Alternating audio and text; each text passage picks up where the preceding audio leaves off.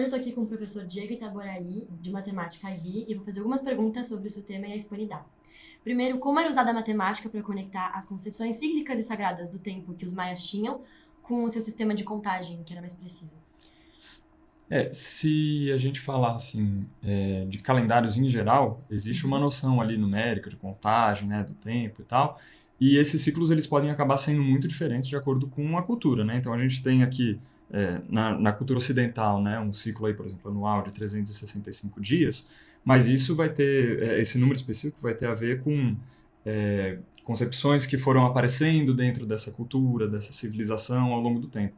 Então, quando a gente olha para a cultura maia, é, é uma cultura que tem suas próprias características religiosas, de visão cosmológica e coisas do tipo, que é o que vai embasar a contagem do tempo da maneira como eles fazem, né? Então, eles têm alguns sistemas de contagem um pouco diferentes, eles são baseados em questões de religião, em questões sociais, culturais, né? Aí os detalhes disso é o que o grupo vai trazendo no trabalho. Como que os seus grupos escolheram abordar o seu tema dentro do tema mais geral da hispanidade e toda a influência na América Central e no Caribe? Ó, os maias, eles são um povo que ocuparam principalmente os territórios ali do México, né, que aí a gente já está falando de Sim. América do Norte, mas uma parte mais ao sul, pegando principalmente a Guatemala, né? Uhum. Então, a gente fez esse recorte do tema geral falando de América Central pela presença que eles tinham ali na Guatemala, que é onde ficam, inclusive, os sítios arqueológicos, onde encontraram como é que eu posso dizer, os principais indícios, né, dos calendários, de como é que eram esses sistemas, né?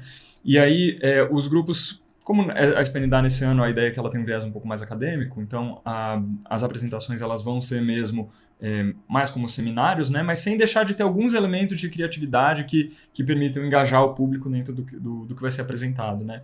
Então, por exemplo, no meu grupo de segundo ano, eles vão falar do conceito mesmo, do conteúdo que tem por trás desse tema, mas procurando localizar através de alguma encenação, né, contextualizar dentro ali da cultura maia, da vivência que os maias tinham, né, através inclusive de vídeo, né, de encenações, mas assim, mais como uma abordagem, um recurso, né, não que vai Uhum. ser centrado na interpretação nem nada do tipo. A principal abordagem vai ser uma coisa mais direta, teórica mesmo.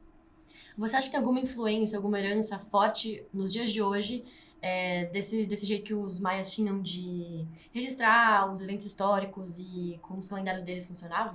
Eu não sei em que medida que isso continua aparecendo nas culturas do local, da região em que eles viviam, né? A gente sabe que depois do domínio espanhol, muitas coisas de como é trabalhada assim, a cultura e outros aspectos da sociedade aqui nas Américas acabaram...